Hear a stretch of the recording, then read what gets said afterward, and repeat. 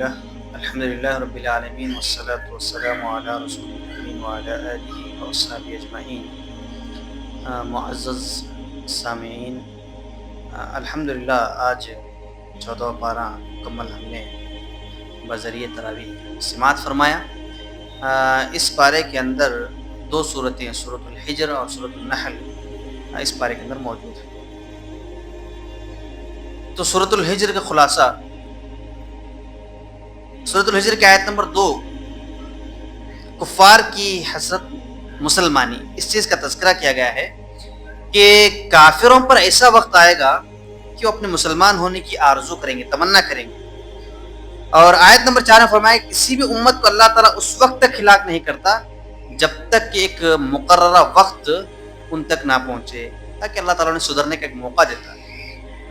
اور دوسری بات، کسی بھی قوم کی گرفت سے پہلے سدھر جانے کا موقع اللہ تعالیٰ فراہم کرتا ہے، یعنی انہیں کتابیں نازل کر کے، انبیاء ان کی طرف بھیج کر کے اللہ مہلت دیتا ہے۔ جو ان کی برائیاں ہوتی ہیں، جو خامیاں اس قوم کے اندر ہوتی ہیں، اس سماج کے اندر ہوتی ہیں، اس معاشرے کے اندر ہوتی ہیں، تو انہیں پہلے سدھرنے کا اللہ تعالیٰ ایک موقع دیتا ہے اور انہیں سمجھاتا ہے، ڈراتا ہے، نعمت جہنم کے عذاب سے ڈراتا ہے یا اپنے عذابات سے ڈراتا ہے، پھر اس کے ساتھ ساتھ جنت جیسے عظیم نعمتوں کی طرف اسے راغب کرنے کی کوشش کرتا ہے۔ لیکن جب بھی وہ قوم اگر ان نبیوں پر ایمان نہ لائے یا اللہ رب العالمین کے اس عذاب سے نہ ڈرے، تو ایسی قوم پر وقت مقررہ پر اس پر عذاب نازل کیا جاتا ہے۔ اور اسی کے ساتھ ساتھ اس پارے کے اندر اللہ رب العالمین نے قرآن کا محافظ اللہ ہے اپنے عزم میں لیا، یعنی اللہ تعالیٰ نے کہا کہ جیسا کہ ہم جانتے بھی ہیں کہ بہت مشہور اِنَّا نَحْنُ نَزَّلْنَا الذِّكْرَ وَإِنَّا لَهُ لَحَافِظُونَ، بے شک ہم نے قرآن مجید کو نازل کیا ہے، ہم ہی اس کے محافظ ہیں۔ تو اللہ رب العالمین نے وعدہ کیا کہ اس سے پہلے جتنی بھی کتابیں تھیں، چاہے وہ تورات ہو، زبور ہو، انجیل ہو، تو اس وقت کی قوموں والوں نے اس کے اندر رد و بدل کیا، اپنے مرضی کے مطابق جو چیزیں پسند تھیں اس کو برقرار رکھا اور اپنے نفس کے خلاف جو چیزیں تھیں اس کو نکال دیا۔ تو ایسی گھنونی حرکت کرنے کے بعد اللہ رب العالمین نے اب واضح کر دیا کہ ہم نے قرآن مجید کو ہم نے ہی نازل کیا ہے اور ہم ہی اس کے محافظ ہیں۔ اب دنیا کی کوئی قوم یا دنیا کی کوئی طاقت یا دنیا کی کوئی ایسے افراد اس قرآن مجید کے اندر رد کے برابر بھی رد و بدل نہیں کر سکتے۔ دیکھیں آپ لوگ، بارہا اخبارات میں ہم نے سنا دیکھا کہ باطل طاقتیں قرآن مجید کی بے حرمتی کی گئی۔ بہت سارے ایسے افراد دنیا کے اندر ہیں جنہوں نے قرآن مجید کی بے حرمتی کی، اسے جلانے کی کوشش کی، قرآن مجید کو مٹانے کی کوشش کی، لیکن اس کے باوجود بھی اللہ رب العالمین نے کہا کہ تا قیامت تک یہ قرآن مجید اپنے اصلیت پر باقی رہے گا اور برقرار رہے گا۔ تو معلوم یہ ہوا کہ اس پارے کے اندر اللہ رب العالمین نے آیت نمبر 9 میں کہا کہ ہم ہی قرآن مجید کو نازل کیا ہے اور ہم ہی اس کے محافظ ہیں۔ اور اسی کے ساتھ ساتھ اس پارے کے اندر ستاروں کی تخلیق کا مقصد، کیوں اللہ رب العالمین آسمان میں ستاروں کو پیدا کیا، اس کا تذکرہ کیا۔ جیسے کہتے ہیں اللہ تعالیٰ نے کہا کہ ستاروں کی تخلیق کا مقصد بتایا گیا کہ ہم نے ستاروں کو دیکھنے والوں کے لیے خوبصورتی کا ذریعہ بنایا ہے اور شیطان مردودوں سے آسمان کی حفاظت کا ذریعہ بھی ہے۔ جب کوئی شیطان آسمانی خبروں کو چوری چھپے سننے کی کوشش کرتا ہے تو ایک ستارہ اس کا پیچھا کرتا ہے اور اسے مار بھگاتا ہے۔ اللہ رب العالمین نے دو یہاں چیزیں یہاں پر بیان کی۔ پہلی بات تو یہ ہے کہ آسمان کے اندر آسمان کو خوبصورت دکھانے کے لیے یا اس کی خوبصورتی کو واضح کرنے کے لیے ہم نے ستاروں کو جگہ جگہ پہ مختص کیا۔ پھر اس کے بعد یہی وہ ستارے ہیں جب شیطان آسمان کے اندر جو راز کی باتیں ہوتی ہیں، جو بہت ہی قیمتی اور جو اہم باتیں ہوتی ہیں، ان باتوں کو سننے کی کوشش کرتے ہیں، تو اس موقع پر اللہ رب العالمین انہی ستاروں کے ذریعے سے انہیں ہلاک کرتا ہے، ختم کرتا ہے، انہیں مارتا ہے۔ ہم دیکھیں ہیں کہ کبھی کبھار ایسا ہوتا ہے کہ ہم آسمان کی طرف نگاہ کر کے دیکھتے رہتے ہیں کہ ستارہ ٹوٹ کر کے گرنے کے جیسا ہم نظر آتا ہے۔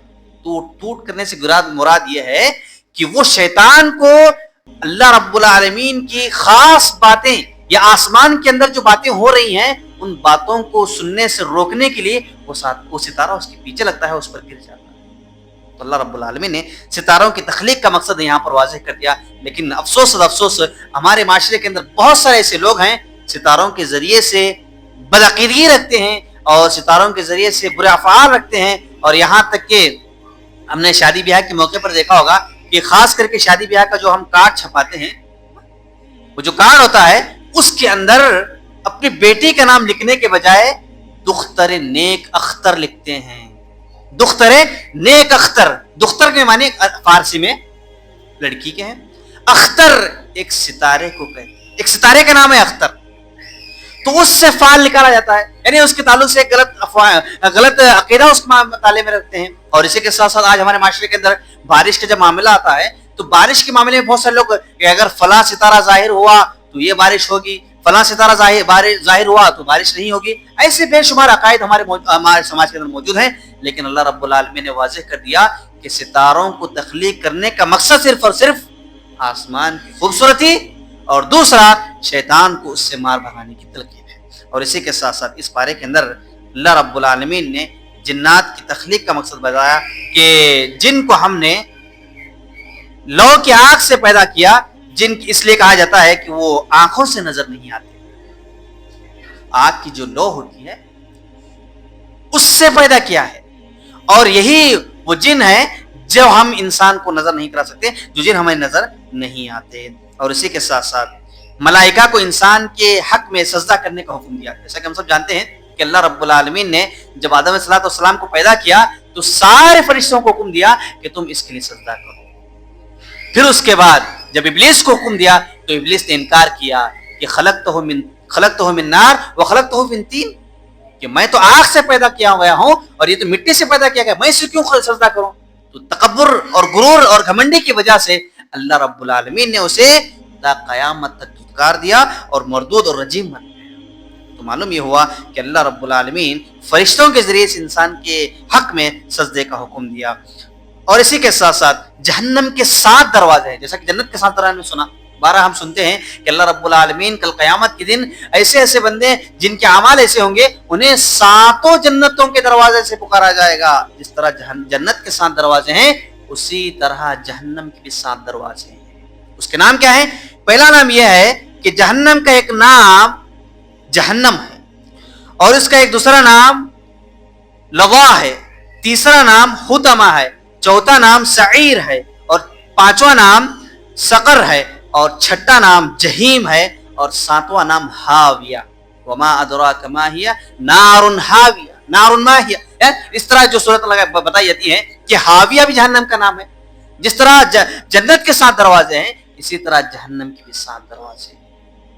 اور اسی کے ساتھ ساتھ اللہ رب العالمین نے اس بارے کے اندر اللہ معاف کرنے والا اور رحم کرنے والا ہے اس کا تذکرہ کیا. اور ابراہیم علیہ السلام کے لیے اس میں وضاحت کی ابراہیم علیہ السلام کی, اور قوم لوط کا تذکرہ اللہ تعالیٰ نے اس آیت میں کیا, اور اصحاب الایکا کا تذکرہ اللہ تعالیٰ نے اس بارے میں کیا ہے. تو بتانا مقصد یہ ہے کہ اللہ رب العالمین نے سورۃ الرعد کے اندر بے شمار باتوں کا تذکرہ کیا. اور اسی کے ساتھ ساتھ سورۃ النحل, نحل کے معنی مکھی کے ہیں, اور مکھی یہ کون سی مکھی؟ شہد کی مکھی. مختصر طور پر کہوں تو اللہ رب العالمین نے اس شہد کی مکھی کو وہ حکم دیا کہ وہ مختلف پھولوں اور مختلف درختوں کے رس کو چوسے اور اس سے شہد کو بنائے, اور یہ شہد بیمار مرض کے لیے شفا یا. تو معلوم یہ ہوا کہ اللہ رب العالمین اس شہد کی مکھی کے اندر اس کو بے شمار سے صلاحیتیں عطا کی, اور یہ شہد کی مکھی مختلف درختوں میں پھولوں میں جا کر کے اس کے رس کو چوستی ہے اور اس سے شہد بناتی ہے, اور اسی شہد اللہ رب العالمین اس کے اندر شفا رکھا ہے. قرآن مجید کی آیت.